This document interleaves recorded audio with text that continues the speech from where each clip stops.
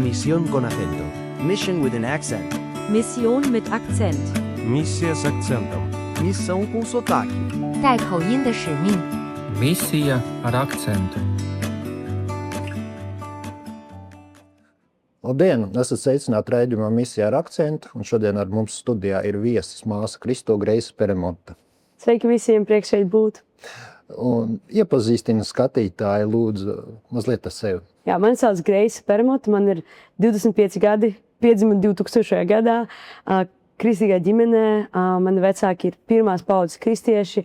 Abi atgriezās caur tādu atmodi, kas notika 90. gados. Īstenībā interesants tāds stāsts, kuru es saku biežāk un biežāk stāstīt, jo vienkārši tā ir tāda liecība, ka ielu evanģelizācija īstenībā strādā.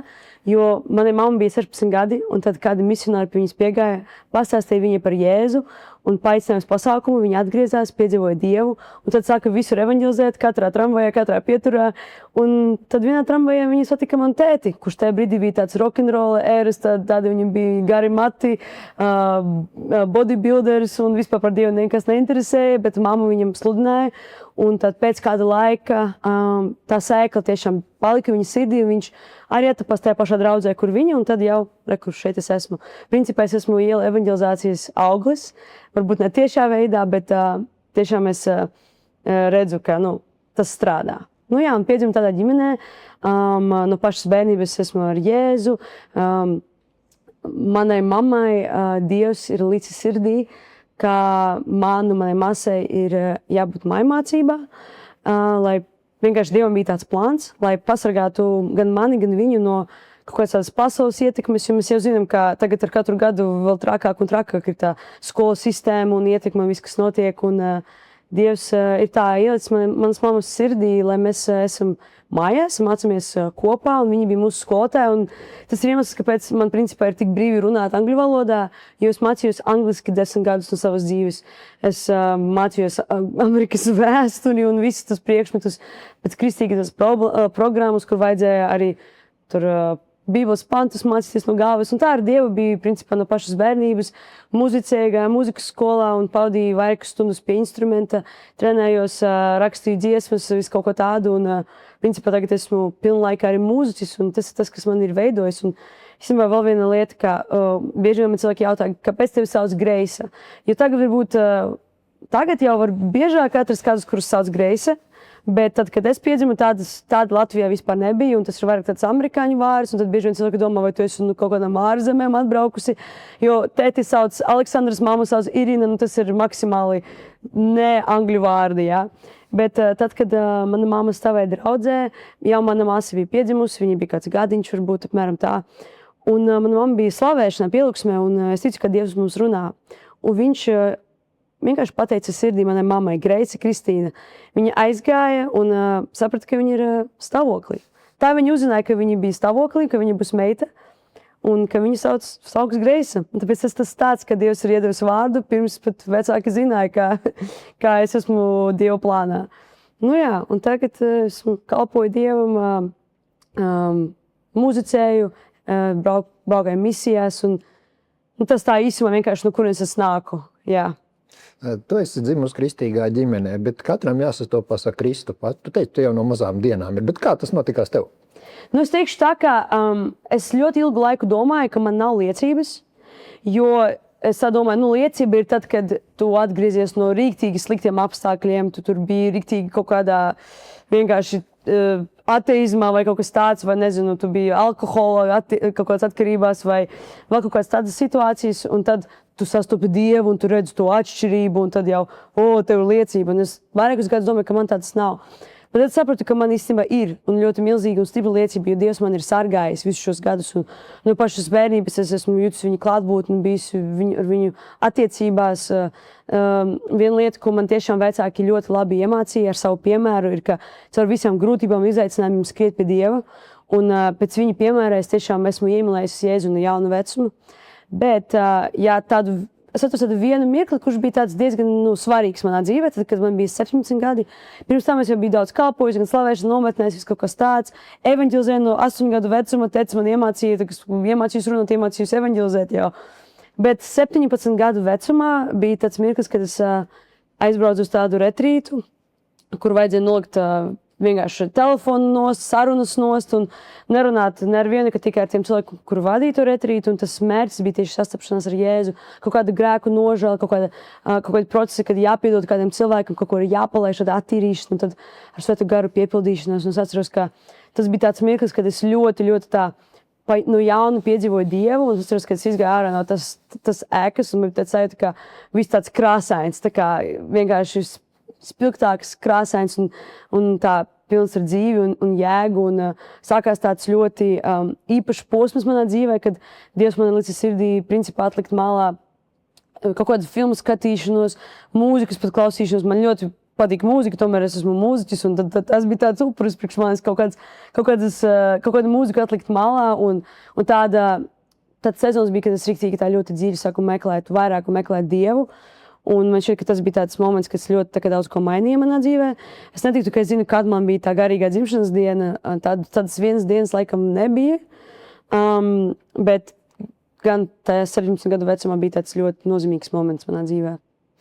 Šis ir raidījums par misiju. Ko nozīmē tev misija vārds?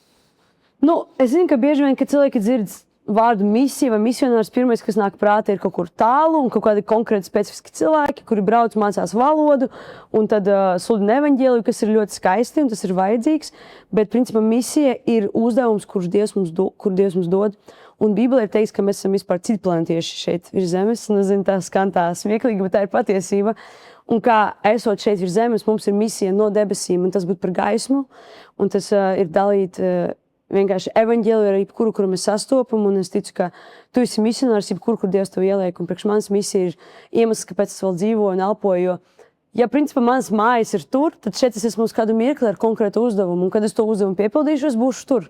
Sanāk, ka es to uzdevumu pilnībā nepiepildīju, un tad es ticu, ka viss tas, ko mums Dievs dod, dāvanas, darbu, kaut kādu karjeru, izglītību, attiecības, ģimeni, viss tās lietas ir tā kā kaut kas, kas ir tā kā pielikama daļa no Dieva, kas kalpo tam aicinājumam, kuru Dievs mums dod. Un pēc misija ir katras dienas vienkārši dzīvesveids, ka tu esi gaisma un tu nes Jēzu visur, kur tu ej.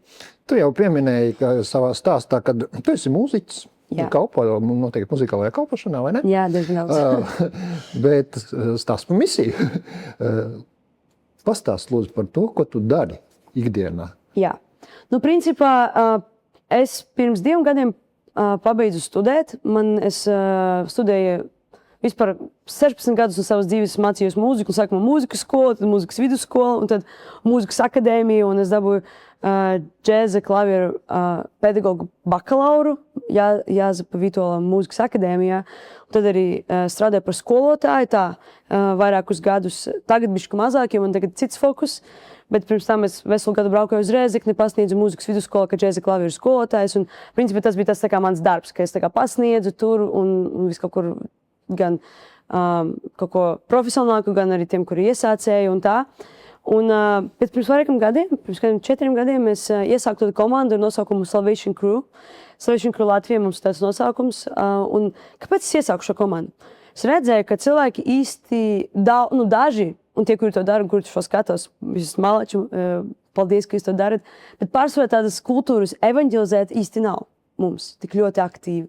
Es sapratu, ka tur ir jāmaina, jo es sapratu, ka man sirdī ir to darīt, un es negribu darīt tikai to vienmēr vienītību, es gribu sākt kaut kādu komandu, ar kuru es varu to darīt kopā. Tā es arī iesāku komandu Salvation Crew Latvijā, un no tā brīža jau pagāja 4 gadi, cilvēki ir mainījušies, kaut kas ir mainījies, bet mūsu galvenais tas fokus ir, ka mēs cenšamies regulāri taisīt evaņģelizācijas, bībeles studijas, kaut kādas tādas viesistabas slavēšanas vakarus, gan arī tādas lielākas, mazākas. Kad kaut kāda misijas grupas brauc uz Latviju, mēs viņus pieņemam un palīdzam organizēt kaut kādas misijas nedēļas. Un visu kaut ko dažādu mēs īstenībā daram. Bet šobrīd mums milzīgais fokus ir īstenībā liels projekts ar nosaukumu The Sender, bet par to varbūt bišķi vēlāk sanāks parunāt. Bet jā, šobrīd man ikdiena izskatās tā, ka es vienkārši paņemu lielu, milzīgu sapni no Dieva un cenšos darīt visu, ko es varu, lai tas piepildās. Kalpoju draudzē diezgan regulāri, visu kaut kādas slavēšanas vakaros. Nesen atbraucu no misijas skolas Circuit Riders, ir tāda Amerikā, kas aizņēma 6 mēnešus manas dzīves. 2,5 biju Kalifornijā uz tādu lekciju fāzi, kur bija apmācības, slavēšana, lūkšanas. Es dzīvoju mājā ar 15 meitenēm, kur notika tāda rudīšana, un tas raksturs veidojās, un Dievs riktīgi veidoja mani tajā laikā. Un es īstenībā braucu tur tādu sapni, ka Dievs, es vēlos tevi no jauna iemīlēties. Un arī no jauna iemīlēties slavēt tevi, jo tad, kad tu to daudz dari, visu kaut kur tev aicina, kalpo, kaut ko vienmēr organizē, tad var arī to sirdi kaut kur pazudēt pa ceļam. Un tad īstenībā tas diezgan stipri mani atjaunojas. Pēc tam es biju misijas braucienā pa Eiropu. Mēs sabraukājām kādas 10 valstis apmēram, 2 mēnešus ceļā, kādas 2-3 dienas mainīt lokāciju, dzīves vietu, pārkramēt koferi ar 13 cilvēkiem, apmēram tā 2 busiņos un evaņģelizējam, rīkojam pasākumus un vienkārši kalpojam. Mana dzīve ir pilna ar visu kaut kādām dažādām lietām. Misijas, kalpošana Rīgā, pa Latviju, kaut kāds darbs, kas ir saistīts ar pedagoģiju un mūzikas ierakstīšanu, kā arī es diezgan daudz ierakstu pats savu mūziku un kaut kādas lietas var dzirdēt online. Principā daudz, kas no kā sastāv mana ikdiena.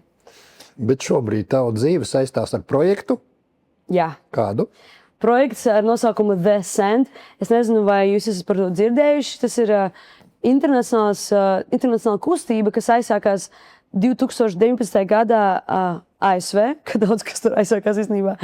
Un tas aizsākās ar tādu mērķi, ka viņi ieraudzīja to vajadzību, ka pasaulē ir tik daudz cilvēki, kuri nav aizsniegti ar evaņģēliju. Īstenībā, es nezinu, vai klausītāji tu to saproti, bet mēs dzīvojam tādā laikā, kad draudzi ir vajāti visvairāk nekā viņi jebkad bija vajāti.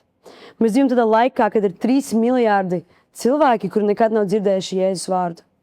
Mēs dzīvojam tādā laikā, kad, piemēram, viņi redzēja vajadzību, varbūt mums tam vajadzība bišķi mazāk, jo mēs esam mazāka valsts, jo lielāka valsts, lielāka vajadzība, bet redzēja vajadzību, ka ir daudz bērni, kur izaug bez ģimenēm, bez vecākiem, un ir kaut kā ļoti slikti izaug, un pēc tam arī viņi dzīvo arī tā turpinās. Un ir ļoti daudz vajadzības mūsdienu pasaulē, un atbildi uz tām ir Jēzus.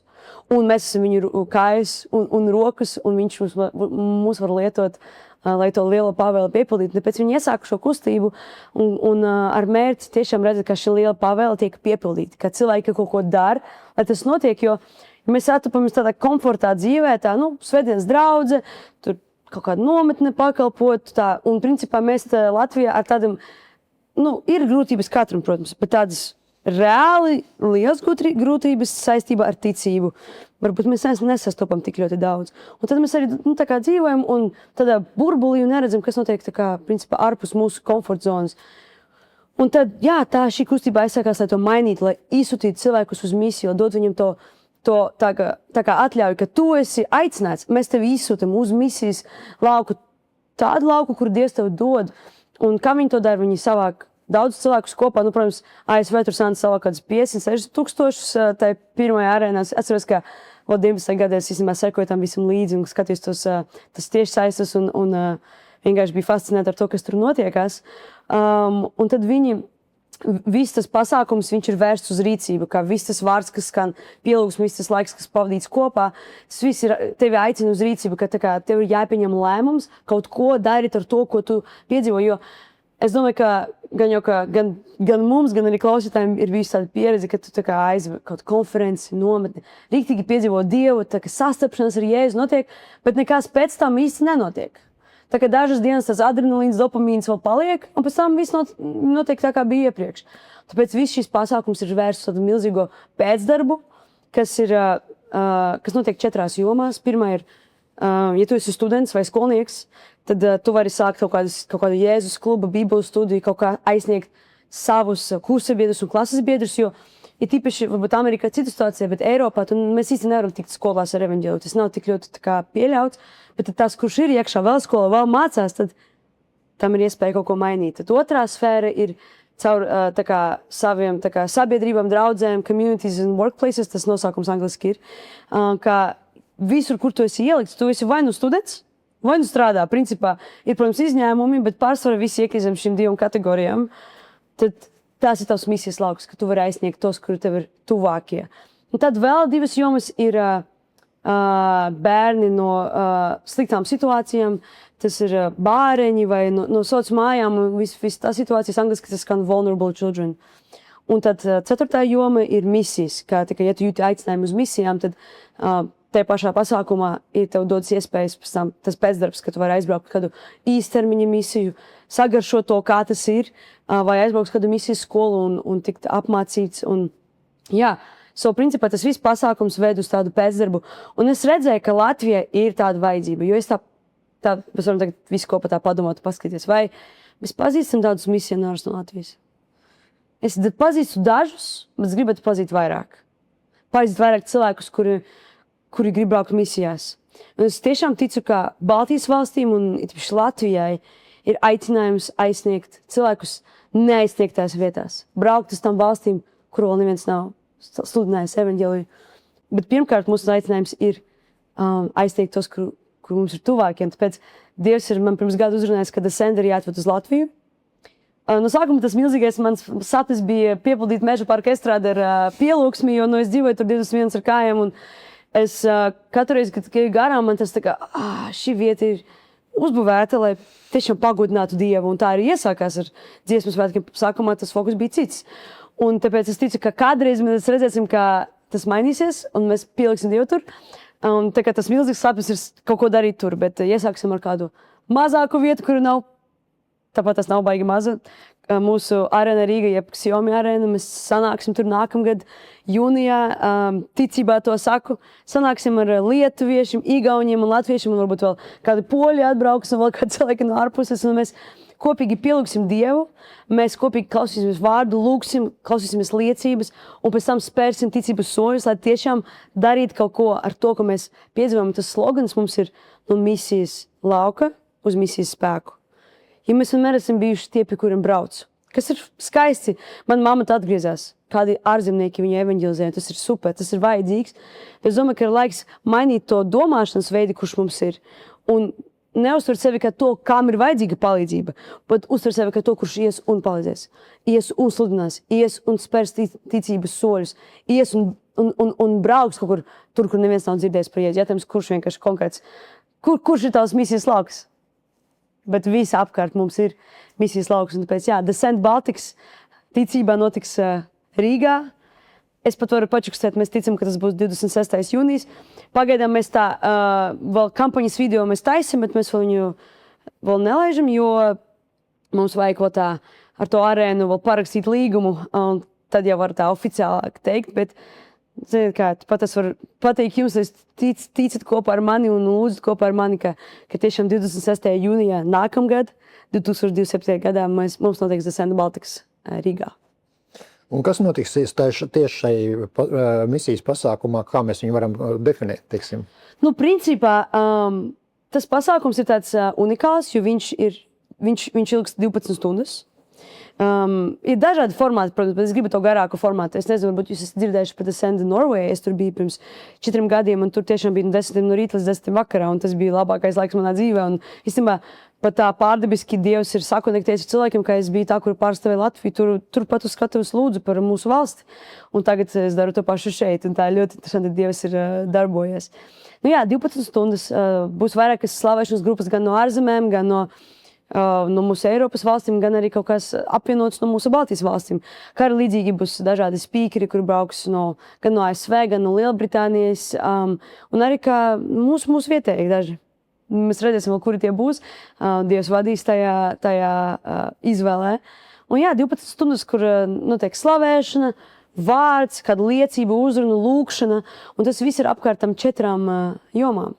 Tam 4 misijas laukiem, kur mēs varam spērt to rīcības soli, kā arī piemēram, es domāju, ka mēs varam daudzi piekrist, ka, diemžēl, kur te Bībele stāv mums uz galda, man šķiet, ka tā ir tāda liela mūsdienu problēma, ka nav tādas ļoti stipras garīgas disciplīnas īstenībā regulāri lūgt un lasīt vārdu, un tas ir īstenībā, tā ir tā atslēga, un tas ir tas, ko sātanam, diemžēl, bieži vien sanāk tieši visvairāk nozakt no kristiešiem, ir tā garīgā disciplīna, lasīt vārdu, lūgt. Ja pajautāt kādam riktīgi dievu vīram, kurš jau vairākus gadus ir kalpojis un visu kaut ko pieredzējis, un tu pilnīgi pateiksi, var dot kādu gudrības tādu vārdu. Kā tu esi nokļūst tur, kur tu esi? Kā es varu piepildīt tā kā savu aicinājumu? Viņš teiks, lūdz un lasi. Tas tā kā, es gaidīju kaut ko vairāk, stiprāk, pārdabisku, bet tas, ko pateikt īstenībā, kad pieredzējis Dieva vīrs, un tāpēc arī tas, ap ko arī tas vārds skanēs, tajā pasaukumā arī būs ap to, ka vajag tu garīgu disciplinu, vajag lūgt, un vajag lasīt vārdu, un arī pēc tam būs iespēja noskanēt to QR kodu, aizpildīt, tā kā ierakstīt savus datus, pateikt, kuras izlēmu kaut ko darīt, vai savā skolā, savā darbā, vai palīdzēt tiem bērniem, kuri nevar sev palīdzēt, vai braukt uz misijām, un arī būs tiks piedāvāts kaut kāds bībeles plāns, kuru kopīgi varas lasīt, atzīmēties, kā es vēlos tiešām atjaunot savu lūkšanu dzīvi, un pēc tam īstenībā būs vesels bars ar cilvēkiem, kuri pēc tam zvanīs tev un teiks, hei, es redzēju, ka tu biji pasākumā, kāds sajūtas, ko tu piedzīvoji? Es redzēju, ka tu atzīmēji, ka tu vēlēsi sākt darīt šo. Es tev palīdzēšu, es tev sakontaktēšu ar vietiem kristiešiem, organizācijām, un tad tur būs mācekļos, kas notiks. Principā, daudz slavēšanas, daudz lūkšanas, daudz vārda, un vienkārši tāda ticība piepilda to telpu. Es domāju, ka es nesen par šo domāju, ja nekristieši var sanākt kopā uz skaistiem koncertiem un sajust kaut ko tādu veselu siltumu un piedzīvot tādu foršu atmosfēru, tādu vienotību, jo mūzika taču vieno. Tā ir. Kāpēc mēs kā kristieši nevaram sanākt kopā? Tāpēc, ka mēs mīlam Jēzu un viņš ir tas, kurš mūs vieno. Un apmēram tā. Tad man uzreiz ir jautājums, šis ir pasākums priekš tiem, kuri pazīst Kristu, vai arī tiem, kuri nepazīst Kristu? Es teiktu, ka gan, bet pēc savas pieredzes var pateikt tā, ka, diemžēl, ir ļoti grūti dabūt nekristiešus uz kādu pasākumu. Dažreiz sanāk, dažreiz ne, un dažreiz, piemēram, iesāk ar tādu mērķi, mēs rīkojam pasākumu nekristiešiem, un tad tik saka naktī kristieši, tad, īstenībā mēs rīkojam pasākumu kristiešiem, jo kaut kā nesanāca nekristiešus aizsniegt. Un tad sapratu, ka tā atslēga ir tajā, ka vajag savākt kristiešus, dod viņam instrumentus, lai viņi var aizsniegt nekristiešus, kurus viņi sastop ikdienā savā dzīvē. Es esmu dzirdējis stāstus, ka arī kaut kādi security cilvēki, kuri būs tajā pasākumā, jo taču vajadzēs to visu, milzīgs pasākums. Dzirdēju liecību par vienu meiteni, kura tiešām caur šo pasākumu, vienkārši viņa tur strādāja tajā dienā, kā aizsargs, un viņa atgriezās pie Jēzus. Un es arī ticu, ka kaut kādā veidā arī nokļūst tur arī nekristieši. Kāds varbūt paķers kādu līdzi. Arī vārds, kuru mēs saņēmam, es domāju, ka mums visiem var rezonēt tas, ka es, piemēram, atceros daudz cilvēkus, ar kuriem es kopā izaugu, un viņi bija ar Dievu, viņi bija kristieši, viņi ticēja, viņi stāvēja man blakus slavēšanā, un pēc tam, kur viņi vienkārši pazuda un vienkārši kļuva par pazudušiem dēliem un meitām. Un tad vārds, kuru mēs saņēmam, mēs katru pirmdienu par šo lūdzam. Īstenībā, ja kādam ir sirdī arī pievienots mūsu lūkšanām, kaut kas sazinājas ar mani un būšu priecīgi īstenībā ar vairākiem cilvēkiem lūgt. Un vārds, kuru mēs saņemam, ir, ka daudz pazudušie dēli, daudz pazudušas meitas nāks atpakaļ pie tā kunga caur šo pasākumu. Ka tie, varbūt, kuri izauga draudzē, tiek sāpināti, mums jau zinām, tādi ir ļoti daudzi. Es ticu, ka tādi cilvēki atgriezīsies caur šo pasākumu. Dotā brīdī tas ir tikai pats sagatavošanās sākums, un tu jau pieminēji, ka var sakontaktēties ar sevi. Varbūt tu vari savus kontaktus iedot uzreiz skatītājiem. Man ļoti vienkārši var atrast arī Instagramā, vienkārši Grace CHRP, vienkārši Grace, tā kā angliski raksta tas vārds, un tad CHRP. Droši var man tur atrast un uzrakstīt man. Man šķiet, ka man nav baigi grūti atrast, vai caur Salvation Crew LV Instagram, arī mūsu Instagrams caur to profilu arī var man atrast. Es laikam savu numuru tieši tagad nesaukšu, bet caur Instagram ļoti vienkārši var man atrast gan arī manu profilu, gan arī manas komandas profilu. Un jā, mēs esam tādā pašā sākumā, bet īstenībā viss tā strauji iet uz priekšu, ir jau sieviete, kura Igaunija dara principā to pašu, ko daru es. Viņi iet un runā ar bīskapiem, dažādu denomināciju pārstāvjiem un stāsta viņiem par šo vīziju. Šobrīd Lietuvā arī meklējam kādu, kurš darīs to pašu darbu. Es pati, principā, man ikdiena tagad tā arī izskatās, ka es tiekos ar dažādiem mācītājiem un uzņēmējiem, runājot par Descent, pieaicinu viņus piedalīties ar savu draudzi, ar savām dāvanām, saviem resursiem. Un komanda arī tādā būvēs tā komanda, mums būs vajadzīgi vairāki cilvēki. Šobrīd jau tāds kodols, protams, ir, bet būs vajadzīgi cilvēki, kuri arī... Descent notiek, principā, tādas 3 daļās. Pirmā ir sagatavošanas, un tā sagatavošanas izskatās tā, ka mēs veidosim tādas ceļojošas komandas, pārsvarā no jauniešiem, kuri braukās no pilsētas uz pilsētu, no draudzes uz draudzi, no jauniešu kaut kāds vakara, līdz jauniešu vakaram un taisīs tādas The Send Vision vakarus, kur tiks dalīts tā kā tas pats message, kā mēs esam aicināti. Mēs esam aicināti būt par gaismu, ka mēs esam atbildi uz savām lūkšanām. Bieži vien mēs lūdzam Dievs, lūdzu, lai notiek atmoda Latvijā, bet nedomāju, ka tu esi atbildi uz to lūkšanu. Bieži vien tas tā ir. Un tāpēc, jā, mēs stāstīsim tā vīziju un būs pielūgsme un tad arī pieaicinās cilvēkus arī atbraukt šo pasākumu un piedalīties arī komandā.